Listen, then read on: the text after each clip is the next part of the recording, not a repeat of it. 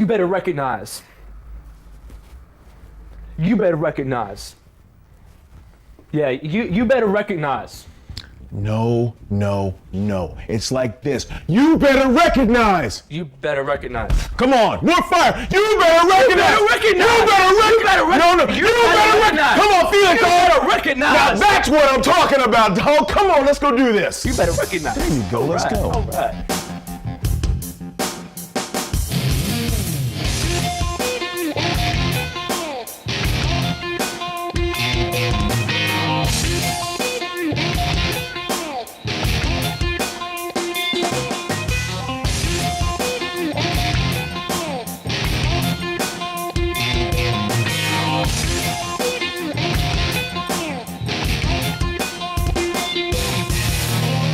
Okay, joining us now from Seattle, Washington to review the weekend news and the week that shall come is Brian Alvarez from the Figure 4 Weekly Newsletter. You can check it out at WrestlingObserver.com. How are you doing this week, Brian? I'm doing pretty good. Good stuff. Now, first of all, just last weekend, NWA TNA engaged in their first monthly pay-per-view, which is a different format. Obviously, there's so much more emphasis on the show. It's 3 hours instead of 2 hours. There's one show a month instead of one show every week. It's a higher price tag. The stakes are higher. Overall impression of the event. Do you think that they pulled it off? The overall impression I got from people that watched the show was that it was a pretty good show, which is they needed like a blowaway show, but a pretty good show is still better than a horrible show. So I think this was good for the company. The bad news is it's the same old in the main event. Right. And I guess the deal now is they're going to be using Hall Nash and Randy Savage to try and give the young guys a rub. And the problem is you're giving them a rub with two guys who don't care and are going to make it a clown show, and one guy who's just really old and can't move. Right. So I'm not sure if it's going to help, but it's better to get a rub from somebody than nobody at all. So It's funny, actually. I remember Randy Savage and Kevin Nash for the world title in WCW just over 5 years ago now in WCW. And, I mean, even going into that match 5 years ago, it was like, this probably isn't the right main event to be having, and now we're here 5 years later and they're sort of, again, we're the same guys at the top. The impression I got, and I'm not going to sit here because we haven't seen the show over here yet, I'm not going to rate the show up or down because I have not seen it, but the impression I got from the people I talked to was basically that it was a series of good matches, but none of them went longer than 10 minutes and none of them were above anything you might see on a weekly basis. And then that, like you said, the main event simply put the emphasis again on people who cost more and aren't going to be there for the long run. Is that an overall impression? And if so, how badly does that bode for the company? Well, actually, there were a lot of people that I heard from that liked the show, but I think that the main reason for that is because what they liked on the show was something that they would not get watching WWE. Now, Right. like the Gauntlet match that Hector Garza won. Yeah, that's supposed to be a lot of really fun. good, Yeah. and you're not going to get anything like that in WWE. Yeah, yeah. And the AJ Styles match was also really good, so people like that. The biggest complaint, like we said, was the main event, where when it was over, you've got Jarrett, Hall, Nash, Savage, and people were saying this is just like WCW in 2000. And WCW 2000 was dying, and WCW today is dead. So I'm not sure why anybody would want to recreate that period, since obviously people weren't into that period. Yeah. What's the situation with Jeff Hardy at this point? Where is he left? Well, he didn't win the belt, so they're going to do stuff with him. I think they wanted to move him down to the X division, but he didn't want to go. Yeah. And it looks like they're probably going to set up some sort of either a six-man or something of that nature for the pay-per-view. So he'll probably be in main events for a while, but Right. So a six-man involving like Savage and maybe AJ and Jeff or something against maybe something Jeff like that. Jarrett and the Outsiders. Is that the kind of match you think will draw? Do you think people will pay to see them wrestle when there's no championship involved? That is a tough question because I really can't gauge, what fans want to see. I think that fans of TNA, it's to the point now where they don't have a lot of mainstream, credibility. So I'm not sure if a Hall, Nash, and a Savage are really going to do any good because the audience that they're pulling from now is like an internet audience, a hardcore audience, and the hardcore audience knows that Hall, Nash, and Savage are old and washed up. And if you looked at like some of the pay-per-view numbers when they did the weekly show, some of the best numbers they did were for the taped X Division shows. And when you think about that, it kind of tells you what these fans want to see, and what they're given is usually something Jeff Jarrett related, which they don't want to see. Right. But the problem is that Jeff Jarrett owns the company, and nothing is going to change there. So I see it as being in a holding pattern. And if they can do 15,000 buys consistently, they'll be okay. But I don't see them pushing past that level with what they've got now. Originally, we were talking about Monty Brown coming out of this pay-per-view as looking like the #1 contender to the championship. He did win the match with Raven and Abyss, who have to be considered two uppercarders in TNA. Where is he left now, though? Because he doesn't seem part of that main event picture, and with guys like Savage and Hall and Nash and Jeff Hardy hanging around that main event, it's hard to see a spot open up for him. Well, they could just switch around and have Jared versus Monty Brown, and then Hall and Nash versus Jeff and Savage. But the problem there, of course, is that you're elevating absolutely no one. Exactly. Yeah. Also on the show, we saw 3 Live. I just find this a bit funny. We saw 3 Live Crew, Road Dogg, and Conan win the tag titles. And it's funny because I see a lot of people I've talked to have said, why did they give them the belts? They got so many great tag teams in the way of TNA. Why they go to Conan and BG James? But what I said to every single one of them is that what TNA needs to do is push the semi homegrown guys who are really over. And to me, it seems like that's the case with the 3 Live Crew right now. The funny thing is, we had Conan on our show once, and his basic complaint was that 3 Live Crew is so over and they never do anything with them.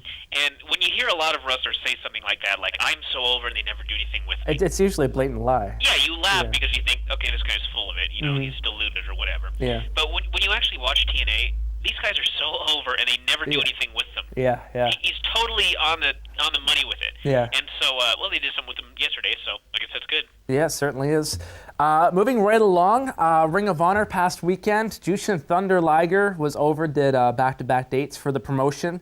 Had American Dragon in a singles match one of the nights. I've been hearing good things about not only the shows, but apparently they're upgrading their sets, upgrading their presentation for Ring of Honor.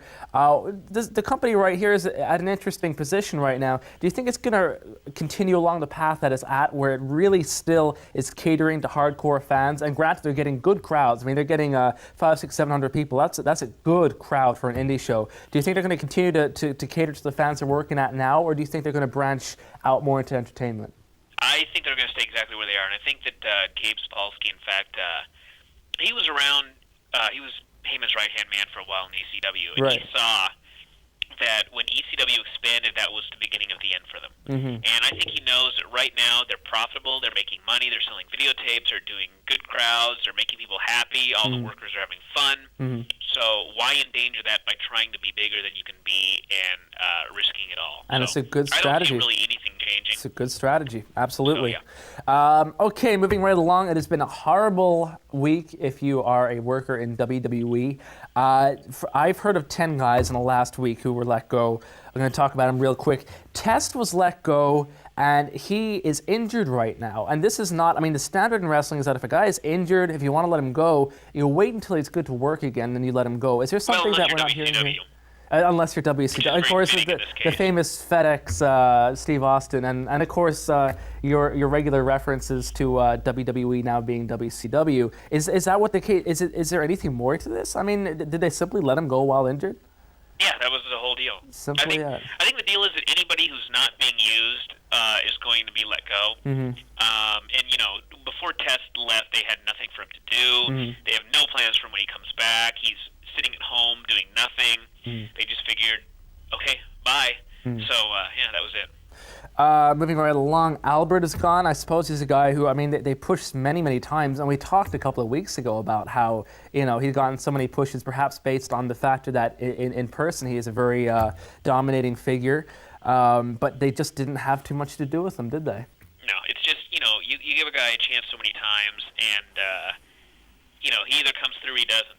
And they gave Albert and Test and Billy Gunn, a lot of these guys, chance after chance after chance, and nothing happened. So, it's to the point where what more can we possibly do with you? Gunn was very, very close on a number of occasions. He was just pipped at the post. I mean, there's several different times in the 11 years. God, he was with WWE since '93. He's one of the longest running guys outside maybe Undertaker, and even Michaels. I mean, his run, there's a 4.5 year gap, so you can't really count that. So Gunn was one of their long-term guys, but I really thought he was so close on a number of occasions. It seemed that the more they pushed him down the card, the more over he got. It was really weird. Well, I think he peaked with the New Age Outlaws deal. Oh, he certainly peaked there, but I mean, he was over. I mean, as the one Billy Gunn, how many people would have been over as the one Billy Gunn? But he was over like crazy in the mid-card. Yeah, but I think that's more people remembering the New Age Outlaws. Oh, he looked nothing like that, Billy Gunn. I mean, he had short hair, he had different pants. But it's the same guy. It's the same guy, but I mean, God, let me try to come up with something comparable. You know, it's like impossible. It's Billy Gunn. Plus, the thing is, no matter how over he was when he came down to the ring, once the bell rang, he was still Billy Gunn. Yeah. And there's nothing you can do with Billy Gunn. Here's an example. I mean, Mr. Perfect. I mean, he was exactly the same when he went to WCW, Kurt Hennig, but there's a lot missing from the gimmick. I mean, his gimmick was completely different. I mean, Gunn himself has some weird, inert charisma. I really believe this. And I mean, the number of times he's gotten over in unlikely situations, despite being, most guys who are over cannot be buried or mid-carded or done nothing with for month upon month, but somehow he hung in there for my money.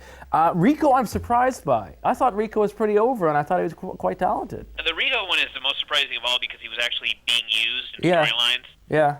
And they had that match, like the 6-man tag at the last pay-per-view in the Dead Zone. It was like right before main event, and they managed to get a really good crowd reaction for it. And I was thinking, Well, the only thing that I can think there is that they attributed that to the girls. And Rico is old, like 42 or 43, and I mean, that's all I can think of because I have no logical explanation for it. Yeah. Johnny the Bull is gone. No surprise. No surprise. Rodney Mack, Mr. What is it? No surprise. 0.6% in the 0.06% in the Intercontinental Title Taboo Tuesday deal. Jazz is gone. Surprise. Simply because women's wrestling. Gail Kim, Nydia. That I'm surprised about. Gail Kim? Yeah. Why is that? She was. In fact, she was doing a program with Trish on Monday. Yeah, she was on Raw. I noticed that. I'm thinking, what the heck is going on here? Not a bad worker, and And she'd really come on. I caught a couple of her matches on the weekend shows last couple of months, and she'd really come on, I thought. Yeah. But and finally, Chuck Palumbo, who really hasn't done much of. A funny thing. I read some reader report on a website some time ago, and Chuck's new gimmick was basically that he looked like just some guy who walked in off the street wearing Converse. And the fan report said that Chuck must have lost his gear at the airport, even though that's his gimmick. Yeah, they used to always say that. That was the best part. He had to go to the arena in dress clothes. And then get dressed and then change into poor street clothes for his matches. I talk about gimmick infringement. Okay, moving right along here. Kurt Angle, Daniel Puder, a little bit of backstory here. Last week on SmackDown, they had the Tough Enough guys come out. This is quite interesting. And Kurt Angle got in everyone's faces, did the tough wrestler thing that anybody who trains will probably have to go through, half because the wrestler wants to make you tough, the other half because the wrestler is very vindictive. Anyway, Kurt Angle was being the badass with these guys. And Daniel Puder, he had a legit tussle with, and it really looked, for my money, like Puder really had him in a compromised position with a hammerlock. And the thing is that the camera angle that they showed when the ref counted Puder's shoulders down, you could see so clearly that Puder's shoulders shot up after 2. I mean, he was way off the mat, and yet they still showed it. What's your take on this whole situation? I could write a book on this whole situation. Really? But to make a long story short, Kurt underestimated this guy. He beat the first dude after having him do, way too much cardio. Yeah. So he just destroyed him. Plus, he outclassed him. Yeah. And Puder was a high school wrestler, and he's a cage fighter. And he's only got a 1-0 record, but the guys that have trained with him have said that he's the real deal. And Angle went to take him down. And actually, the thing was, everybody in the audience knew he was a cage fighter, and they were into chanting this match. UFC, and they were getting into it. Yeah, they all got to their feet. They chanted UFC. Angle went for a takedown. He couldn't get it. The place went crazy. He went for it again. Puder put on a Kimura, which is a key lock type deal, and took him down to the mat and was wrenching had him on his completely arm. compromised. That arm. Yeah, and I guarantee that the ref counted 3 to save Angle because there was no way he was getting out of it. Yeah. And the best part is there were 2 referees in the ring. The other one was Charles Robinson. And after the 3 count, Charles Robinson patted his shoulder as if to indicate that Puder's shoulder was not down. And I thought, oh God, you're the next to be cut after this one. And I hope not. I love Charles. WWE didn't know what they had. Yeah. And once they figured it out, they changed the camera angles. They took the footage off WWE.com. Yeah. They made no mention of it, and it's completely absurd because this is like the greatest angle ever that just got dropped right into their lap. Yeah. And they are throwing it all out the window. And the surreal thing is that the fans are so into it on the night too. I mean, that would have stood up if you played it next week. The fans are actually digging it, which is... it's the easiest angle in the world. You've got a cage fighter, and you've got an Olympic gold medalist, and the cage fighter was tapping him out, and Angle was saved by a corrupt referee. I mean, there's no better angle that could possibly have been given. I wonder if he got paid off by the same guy who paid off for Hogan's Sting at Starrcade 97. Okay, cool stuff, Brian.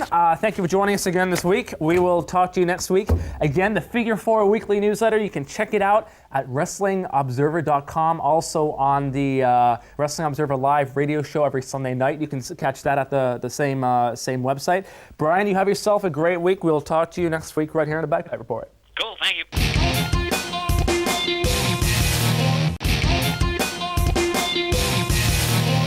We were happily wandering around having a wonderful night last night when who should we approach but a bum sitting in a bus stop. We said, who is this man? Should we bring him in and interview him? He is none other than one of the greatest wrestlers in the world today, former Intercontinental Champion, 6 years atop WWE, and is now touring the world. Ladies and gentlemen, it is a great pleasure to welcome to the Bagpipe Report, D'Lo Brown. What's going on? How are you doing, How man? are you? Pleasure. You know, sitting on that bus stop, that little bottle of Guinness in my hand. Wake up and here I am. I don't know what happened. You know, that's how we get most of our guests. I just fell right in your lap. Just as Sunday mornings, you just check around the bus stops, you know, and you never know he'll drop by. Got the Irish way of partying. I'm good to go now. A little hangover, but hey.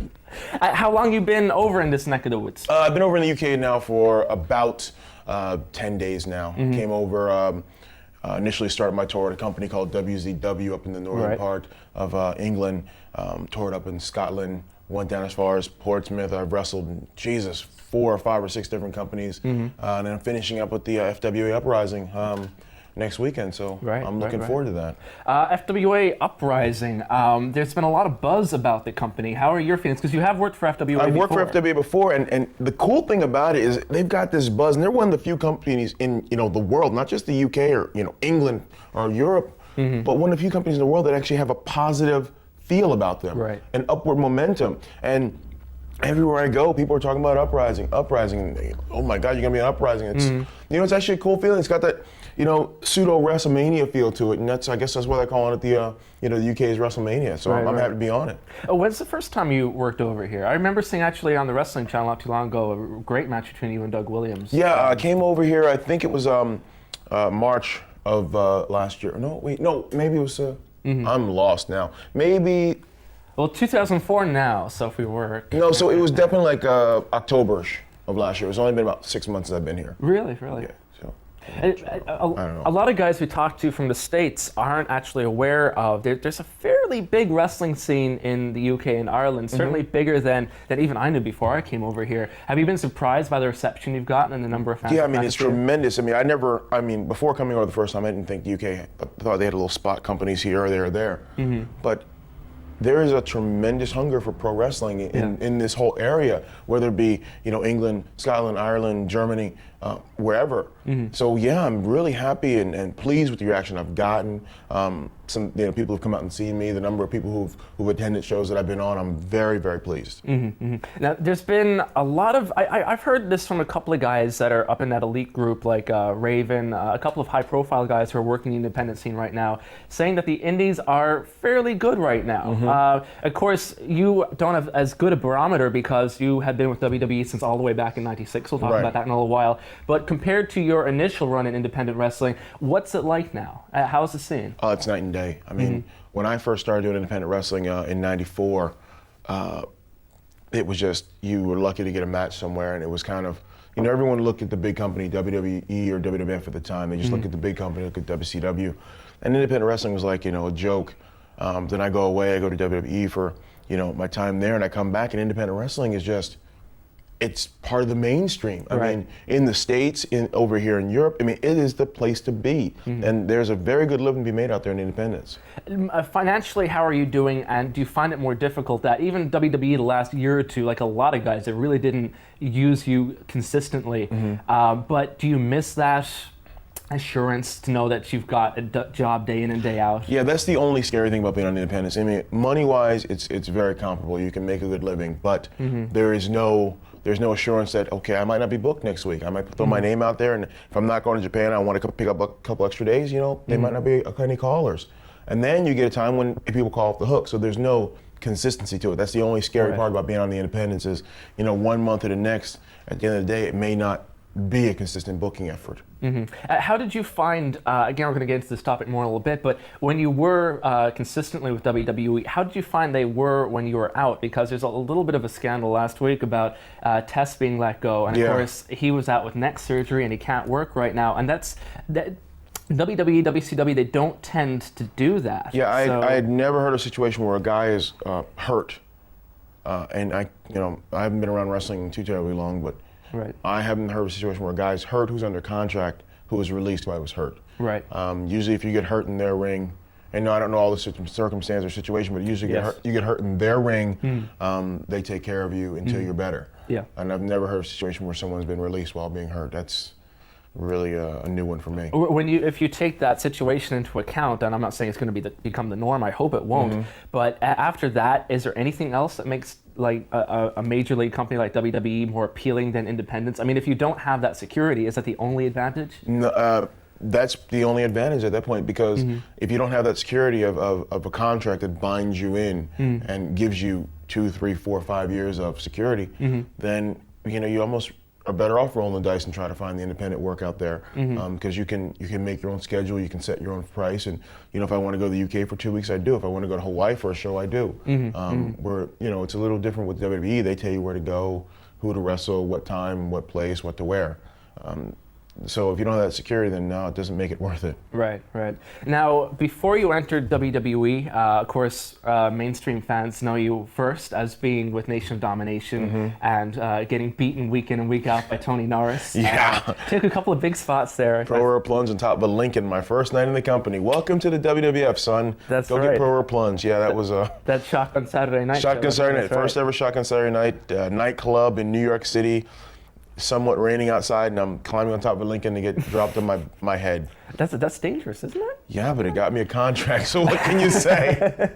What can you say? 6 years work. I'll take it. I'll knock on wood. I'll take it. Yeah, I'll take it. What were your initial impressions? Because of course they brought you in as, your background for a long, long time. Did you think initially, I'm going to be here for a long time? At that point you didn't know, because they had a rash of guys come in, and you remember the Nation had a big posse around. They had, That's right. JC Ice and Wolfie D, the Clarence Mason and character. the Clarence Mason character, and then you had a ton of guys just standing there in suits. And I didn't know if I was just going to be here tonight, gone tomorrow, or if I was actually going to make a run out of it. And I think the turning point was we had done a tour in South Africa, and they actually had me wrestle on a couple matches in South Africa. Right.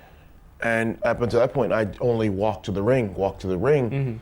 And they let me go out there and wrestle, and it didn't matter what the finish of the matches were, but Gerald Briscoe was on the phone every night going, we got to do something with this kid. We got to do something with this kid.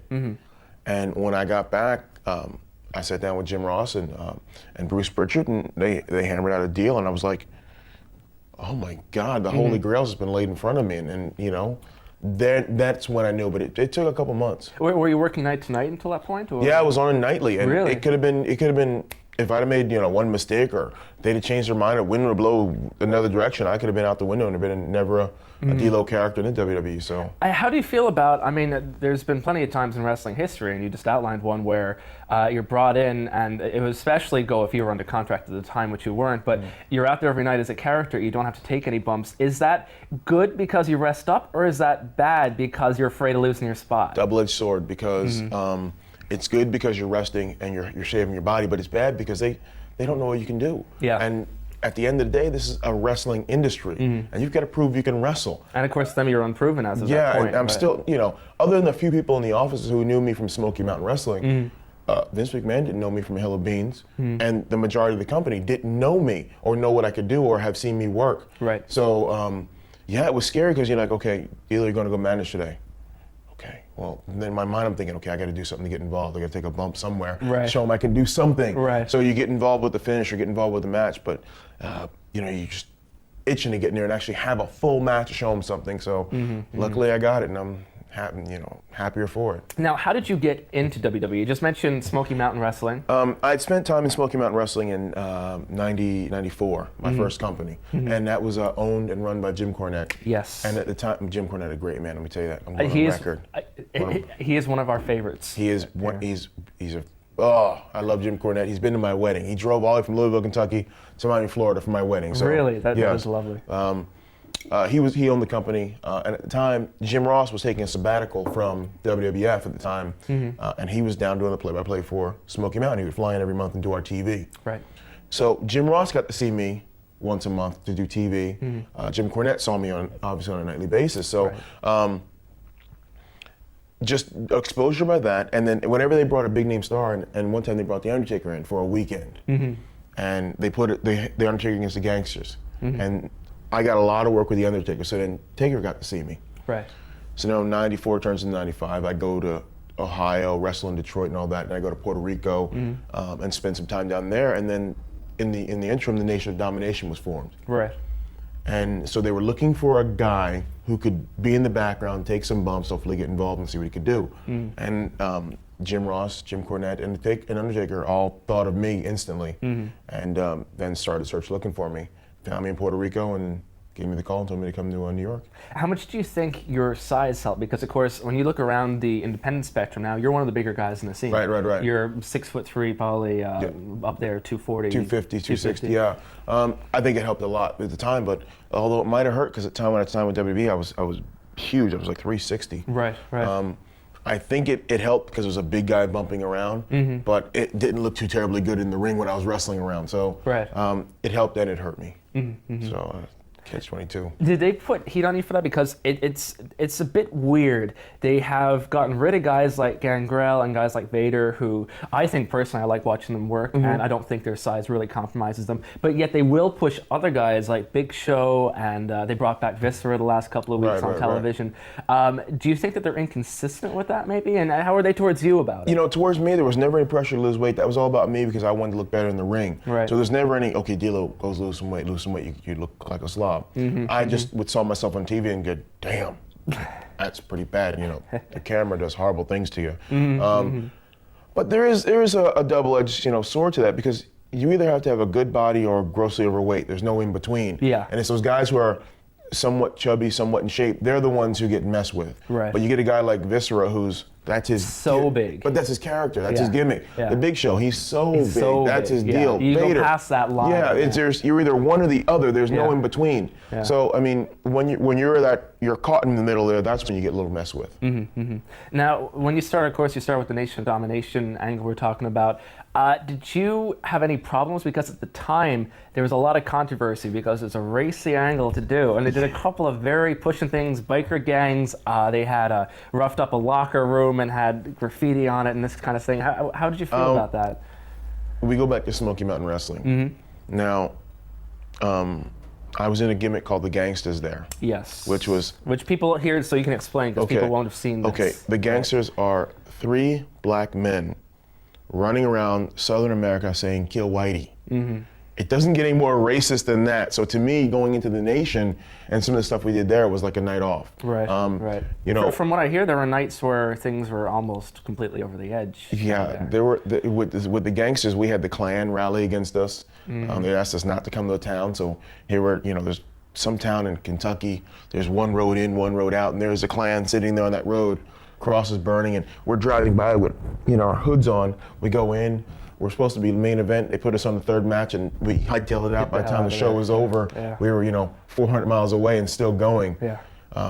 It got a little racy at times. I mean, once again, the U.S. South has gotten better, but when you're blatantly going out there, you're pushing the envelope, it's a little dicey. So, like I said, the Nation was just, we had some tough times in Nations, but it was a piece of cake. Yeah.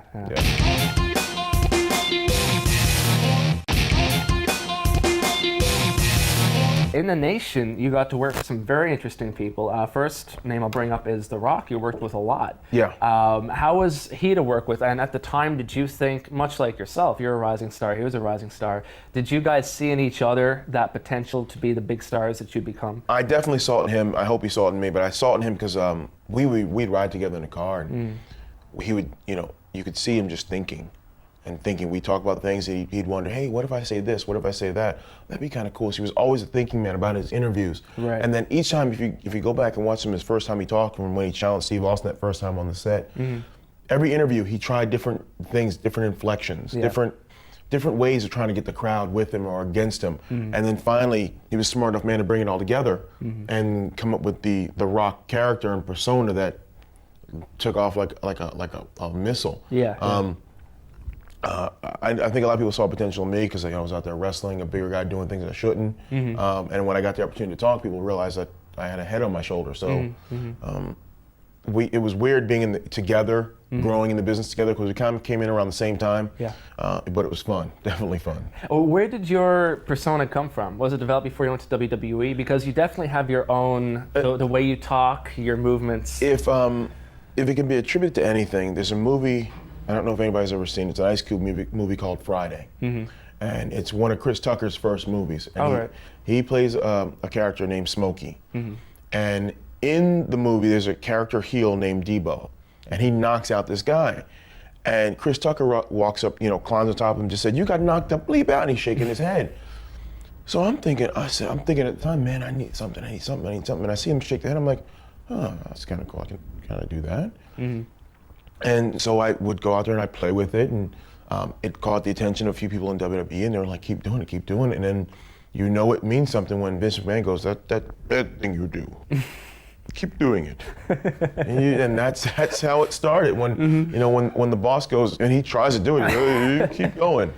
So that's, white guys can't shake their heads. They can't jump either. It's the rhythm thing. I know white guys got it. I know they got it. I know. You think I got interview questions here? It's actually a list of the things white guys can't do. Because white guys can't jump. There we go. We can't move heads. Can't dance. No head shaking. Can't make tea. Sorry about that. No, tea's hard. Okay, but so that's where the persona started, and then from that, the strut to the ring was just an over-exaggeration of the head. Yeah, of course. That something works when, the second that anyone out there thinks of it, because when I think about your WWE career, you think of the D'Lo Brown walk. Strut. You think of the strut. And, I knew it was working when you'd go to an arena and you'd see people with a cardboard cutout, and there would be a D'Lo character, a drawing, and then the head would be on a swivel, and they would do like this, and you would see the head on the poster, and you're like, okay, if someone's going to take a time out to make that poster, what I'm doing is working. Right. And before I knew it, it was the DX, that mimic sketch. That's right. Of the Nation, which really put focus on me, because up to that point, some people had noticed it, but when Road Dogg imitated me, imitation's sincerest form of flattery. Yes, it really made it a household name, because then 2 matches later, I came out and there's my strut, and people are like, oh damn, he really does do that. And from that moment, that DX skit, I haven't looked back from it, just haven't looked back. Another man you worked with, of course, was Ron Simmons, who was... I can't say enough good things about Ron Simmons. When I came to the WWE, he took me under his wing. Come here, boy, you come with me. Took me under his wing and really taught me what it is to be a professional. He taught me being a pro is more than just getting paid. It's the way you handle yourself, the way you conduct yourself, the way you act, the way you appear. And he really gave me an education on this business of wrestling. And I affectionately call him Grandpa. I'm the only man on this planet that can do that. I should think that if I tried it, I might not You might get dropped down really hard. I affectionately call him Grandpa, and to this day I maintain a very close relationship with Ron Simmons. You could put me in a room for 10 years and I couldn't say 2 bad things about him. I couldn't. Other than that time he kicked me, but that doesn't count. Mark Henry's another guy, and he's interesting because he, of course, came in much like Kurt Angle with the Olympic buzz. Right, he competed on behalf of the United States of America in the Olympics, and his career was very up and down, and I don't think he ever shined more. And again, as guys will know, I don't really throw out compliments just for the sake of it, but when you guys were tag teaming, you complimented each other because it worked to his style, because he's a very, very big guy. Right. And it didn't last as long as I think might have worked. It seemed to get cut short, but... I really think it got cut short. We had a certain chemistry, and that was because we were actually friends on the other side of the camera. We weren't just friends in the ring. We traveled together, we roomed together, we ate together, we trained together. What you saw on TV was just a highlighted version of what our real lives were. And so we were cool as hell all day long, and then we got to get paid to be cool together, which was even more fun. And we got cut short really quick because people, till this day, I'll be walking in a mall or a shopping center somewhere, and people go, "Hey, where's Mark at?" Like I have him in my car somewhere in the trunk. And the same thing with him. Mark, where's D-Lo at? Till this day, I mean, and he's another guy I maintain a very close relationship with, and hopefully, this business is very, very small and very funny. You may see us together again someday somewhere. And I would love that, because I think we had, I had my own run as a singles, but had most success in terms of fan approval and appreciation when he and I were together. How did he get on? Because of course it's a very tough transition if you didn't grow up a big wrestling fan. Right. And I mean, for my money, I thought he had charisma and I thought he had talent, and he and the front office never seemed to work together very well. Was he frustrated with how things developed? He was frustrated, and Mark still has charisma. He's one of the funniest guys I know. He's one of the most genuine and charming men and people I know. He has stage presence, most definitely. I mean, Mark's type person, he's so lovable that he would give you, if you need a shirt, he would give you the shirt off his back, and if you didn't take it, he'd beat you up and put it on you, okay? And that's a scary thing when Mark Henry wants to beat you up. Mark has always had an injury problem. And whenever Mark was always get on track, and Mark would lose weight and get on track, and his wrestling would come on, something would happen. He had that bad luck with his ankle or his shoulder or his knee. And it just seemed like every time he started to hit cruise control and things were going well, something would pop up. And that was I think one of the reasons that our tag team broke up, because we were going to have a match at WrestleMania, and he hurt his knee. And had to have knee surgery because that kind of derailed us there. They tried to go back to it again, and something else happened that derailed it, and then they split us apart. Because there was no consistency to it, which is just an unfortunate set of circumstances, Another man who was in the Nation of Domination, and you worked with several times, is Owen Hart. And in fact, near the end of his career, in fact, you guys worked together a lot. If I'm trying to remember the February pay-per-view that year, you guys did a tag match. He was with Jarrett, and you were with Mark. Yeah, I was with Mark, and then Mania. Weren't it you was guys me and Test against tag? it was me and Test against Jarrett and Owen. At Mania. And over that course of probably 4 or 5 months from December of the following year in through Mania, it was me and Mark against Jeff and Owen, me and Test against Jeff and Owen. So we got, wrestling Owen Hart, okay, forget about wrestling. He was one of the funniest guys you'll ever meet. And he was a clown. Like, he would do ribs, like we'd be in the ring and he'd put me in a hammerlock or put me in a chin lock and have me there. And I looked down and he'd untied my pants, and I'm going, and you hear Owen go, and what are you doing? Or you'd look up and he'd untie the referee's shoes, and no one would know he's doing this. You're like, what are you doing? He just, and he'd tell you a joke, and you're like, wait a minute, I'm having a match here. So I got the privilege and the pleasure of being in the ring with him, and that was just an education in itself, because even though you're out there and you're in the middle of this competition, this contest, you can still have fun. And he showed me that, and very privileged and honored to have known him, to have been part of his life, and to had him in my life for that short amount of time. How difficult was it that night? Because I'm trying to remember now. I think you actually worked before. I worked before. It was me and Mark, Kane and X-Pac. And I say lucky in the terms of we wrestled before the incident happened, because I don't know how the other guys are able to go out there and do it. I don't. I mean, I know you have to be a pro, and I know at the end of the day that people paid their money to see you perform. But wow. Yeah. I mean, I'm glad I wasn't put in that situation to see how I would have performed, because my mind was somewhere else. It was not in that. It was not in the arena. That night was rough, because we were in the back and we were talking over. We had a great match. Everything was good. Everything was good. And then the B-roll of his entrance came in, where he's eat your vitamins and brush your teeth. Doing the blue blazer stuff. And at the time he's being lowered down, and then the video was cut short, and there's Jim Ross talking about there's been a horrible accident. We're like, what? And an image that'll never leave me. I don't care what happens. Jerry Lawler's a cut up. He is just, what you see on TV is about this much of who he really is. Okay, he's just a class clown. And he came back with this pale white face, stone faced, and he said, I think he's dead. I'll never, ever forget that. And then watching Owen come by on the gurney was bad. I mean, it was like, you know, you're like, okay, maybe he didn't fall from that far, and maybe he's just knocked out. And we got the word. We got the word before it was announced on TV. We got it not quite some time, but enough advance warning where we were just sitting there, and guys started to file out and go to their hotels, and long night that was. And it was even worse the next day. We flew to St. Louis, and you look at the airplane seat where Owen's supposed to be sitting, and it's like, oh, ooh. That night on Raw was, you know, thank goodness it wasn't like, it was a tribute show, not a, I don't use the term competitive, but it was more of a tribute, because They're trying to move on immediately in advanced storylines or something. Would have been... Yeah, it would have been difficult. So it was, thank goodness it was more laid back, because you know, it was a rough couple of days. How do you feel about a lot of people are critical of Vince McMahon for not finishing the show.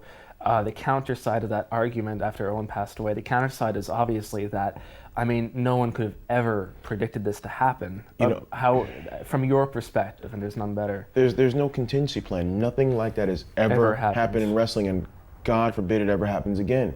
You don't know what you do in any given situation. Mm-hmm. Someone will go around and say, you know, I could never kill somebody. Well, you don't know if they're holding a gun to your head or to your wife's head. That's right. You never know what you'll do in any circumstance. So that had to be one of the toughest decisions Vince McMahon has ever had to make. Mm. And I don't envy him for having to make that decision, and I'm glad someone else had to make that decision, because I don't know what I would have done. I can't fault him for going on, but I wouldn't have faulted him for stopping. I'm just glad it wasn't me who had to make that choice. Well, we jump back a little bit earlier, and in your career, and probably the most defining early victory you had was you defeated Triple H for the European Championship. Yeah. And this is really when the whole Nation of Domination group was coming together, and it was Nation versus D. What a great run! Yeah, that was at the time my biggest victory. I mean, that actually put me on the map, and it was cool because, you know, we had the whole thing, the whole Nation versus DX. You had me versus X-Pac, you had Rocky versus Hunter, you had anybody go, and it was just didn't matter. Any of the, you know, Mark and going against the Outlaws, and it was one of the angles that really brought the Attitude Era in and helped in a lot of people, in particular in my opinion, helped the WWF catch WCW in the ratings wars, because it was compelling TV. And that was actually the week before Rocky and Hunter were supposed to wrestle in a unification match, unification match for the European Intercontinental title. And Hunter wrestled me that night, and X-Pac wrestled Rocky. And so everyone thinks, okay, both these guys will win, and they'll go on and uniform. And then all of a sudden, Triple H slips on a banana peel and loses. Where everybody thinking, well, X-Pac is now going to beat The Rock for the IC belt, and everything would have changed. So it was very compelling TV, and just wonderful to be part of it. There's no storyline that's been close to it since. And of course, you mentioned you and X-Pac, Sean Waltman, had a series of pay-per-view matches, which were very good. How did you like working with him? Loved it. My most favorite opponent, not just, okay, I have a favorite match, but he is one of the guys who, when I got to see my name on the board next to his, and we had such a great series of matches. I mean, we flip-flopped the European title back 4 or 5 times, and he and I believed helped put interest on the European title, because up until then it was like it was a secondary title, just no one cared about. Right. But here you got 2 guys beating the life out of each other for that title, for that belt, and it was, to us, that was our world championship. You couldn't have told me I wasn't world champ when I held that belt. So it meant that to me, and people, you saw my reaction when I won it. That's because I really wanted to win it. Yeah. And it was enjoyable when I did win it, and when I was in a situation where X-Pac wanted it just as much as I did, man, we went out there and just had lights out matches, and they were just tremendous. He's another guy I hope get the opportunity to work again. Yes, that's right. Once again, it is time to give away tons and tons of free merchandise. 7 days, 200 pounds, 300 euros worth of merchandise. Well, give or take. It's good stuff, ladies and gentlemen. And if you want to win all that good stuff from the TWC online store, check it out. TheWrestlingChannel.tv/shop. You got merchandise from every great promotion all over the world. 200 pounds worth. You want it? Simple. Answer one question for us. Who is the real-life brother of Randy Macho Man Savage? Is it A, Angelo Poffo, B, Lanny Poffo, or C, Matt Stryker? You can text your answers A, B, or C, so your answer is going to be Blake A, Blake B, or Blake C, depending on what your choice is. Text it into 88066. $150 per text is well worth it for a chance to win £200 worth of great merchandise. Just have them in by midnight on Thursday. The chance could be yours. Okay, everybody, let's delve into the TBR Q&A mailbag. First of all, we've got an update courtesy of Richard Gallen from Glasgow in Scotland. We talked a few weeks ago about where are they now. Two of the wrestlers we mentioned, we said, hey, if you heard of these guys, Marty Jannetty, Barbarian, heard what they've been doing recently, let us know. We got a lot of letters. First of all, Richard says, I was watching TBR on Friday the 8th of October, asking me about Barbarian and Marty Jannetty. On June 25th, 2004, Marty Jannetty and the Honky Tonk Man both wrestled in the Grand Hall in Kilmarnock in Scotland for British Championship Wrestling. So there you go. They're right here in our own backwoods.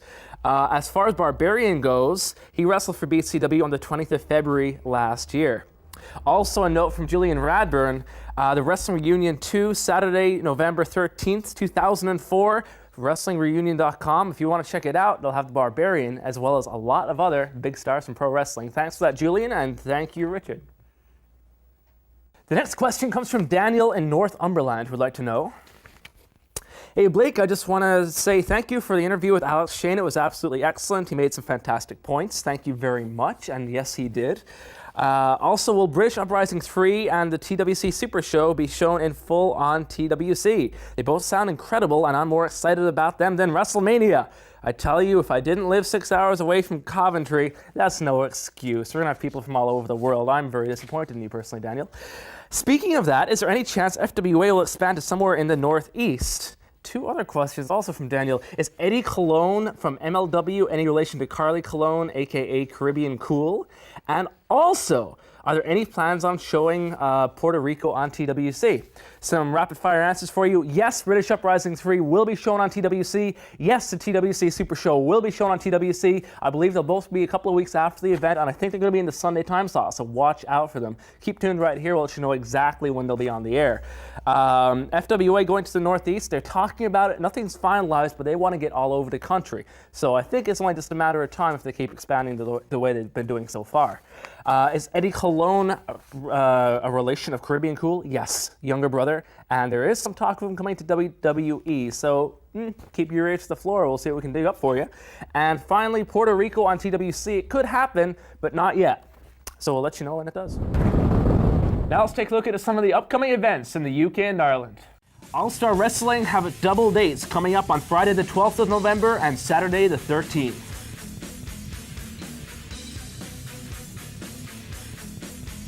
IPW UK will be having a show on the 21st of November. We've got 7 days of groovy action. Look at all these matches coming up on TWC. Here's a little preview of what to expect.